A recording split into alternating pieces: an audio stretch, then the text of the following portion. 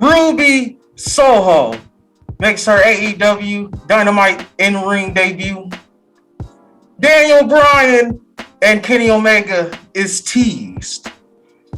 And Tony Schiavone, you may want to stop being friends with the good doctor, Britt Baker. Find out my thoughts about this and much more on the fallout from All Out, your AEW Dynamite review for September 8th, 2021.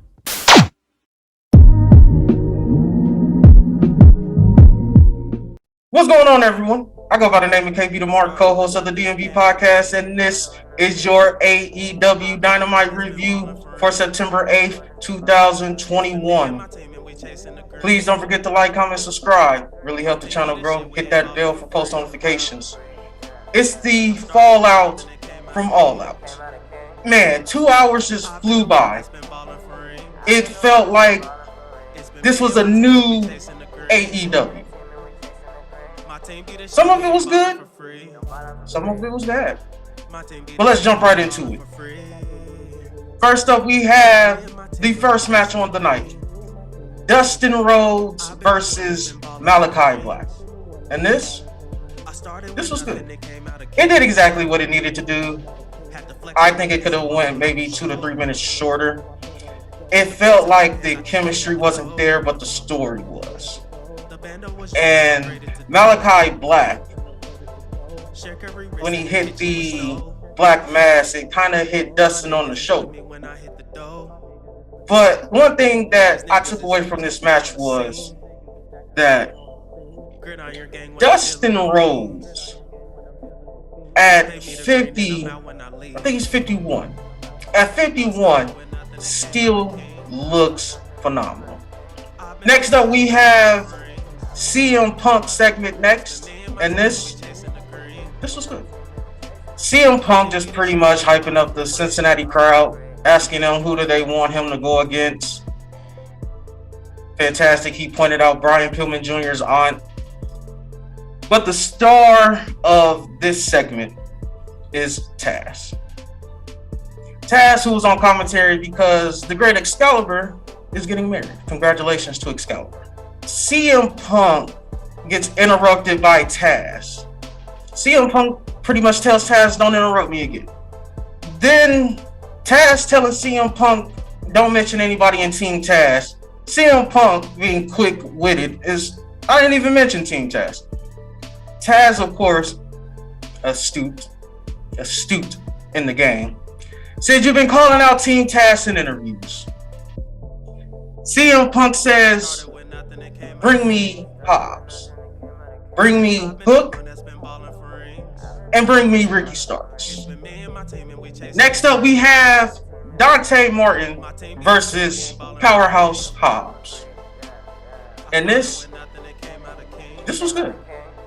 Dante Martin never ceases to amaze me. From him jumping over Hook to the short flip that he does to avoid Powerhouse Hobbs.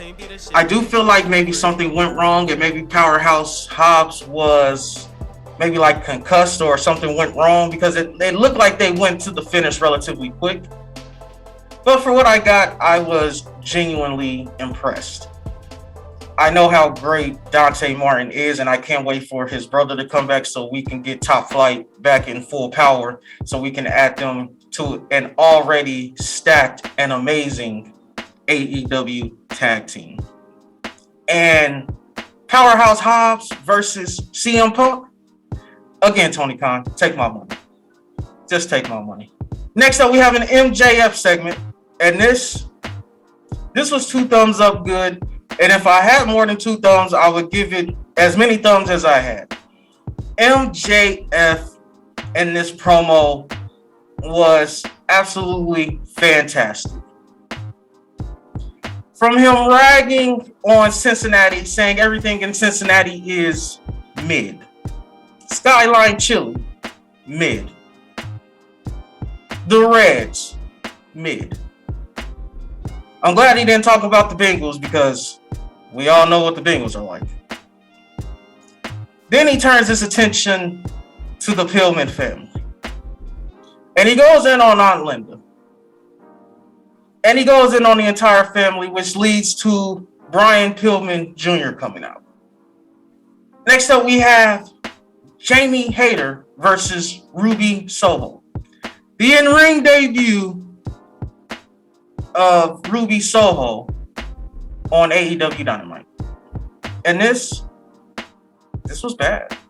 The match itself wasn't bad, but overall it was bad. It just seemed like these two didn't have the chemistry. Next up, we have 6-man tag, trios tag team action next. FTR and Shawn Spears versus the Dark Order, Stu Grayson, Evil Uno, and John Silver. And this was good. The implosion of the Dark Order is probably the second best story going on in AEW, right after the Elite and the Bryan Danielson storyline. Next up, we have Tony Schiavone interviewing the Elite. And this was 2 thumbs up good. The Elite gave Adam Cole, baby, his own introduction. Adam Cole, being the great professional wrestler he is, understands that he's still getting the babyface pops. So what do you do to start getting those boos? You go in on Tony Schiavone. And he walks into the ring, does his Adam Cole, baby, and immediately gets in the face of one Tony Schiavone. And he had me. He worked me on this one. Because I was genuinely shocked by this. Gets in the ring, tells Tony Schiavone, I know you're friends with Britt Baker, but if I ever see you look at her in any other way, I'll beat your ass. Adam Cole knows exactly what to do and what to say to get that heel heat.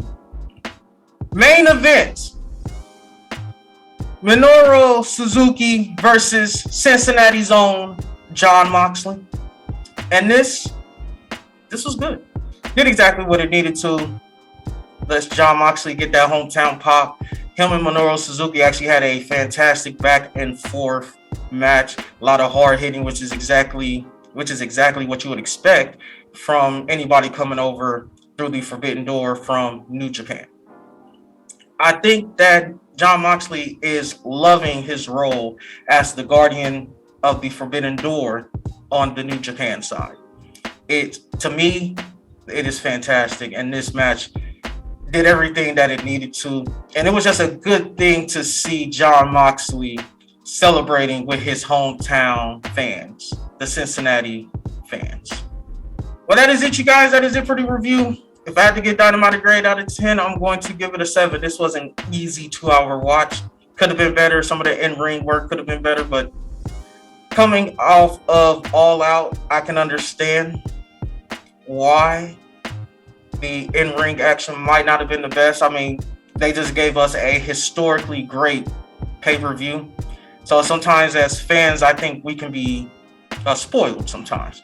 So I appreciate AEW giving us kind of this laid-back show. We're getting fresh storylines, new adventures that we're going to embark on as AEW fans, and I can appreciate an episode like this. My wrestler of the night is going to go to none other than Cincinnati's own Jon Moxley. Jon Moxley is a fantastic professional wrestler, and as the guardian of the Forbidden Door on the New Japan side, I just know it's going to lead to great things. And who knows, maybe in a couple of months we get Tanahashi, Ibushi, Naito. Maybe we start getting more New Japan guys in here to go against Jon Moxley. That is it, you guys. That is it for the review. Please don't forget to hit the like and subscribe button. Once again, I go by the name of KBTHEMARK, co-host of the DMB podcast, and we will see you soon. I started with nothing and came out a king.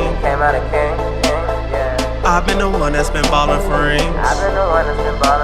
It's It's been me and my team and we chasing the green. My team be the shit, we ain't ballin' for free. My team be the shit, we ain't ballin' for free.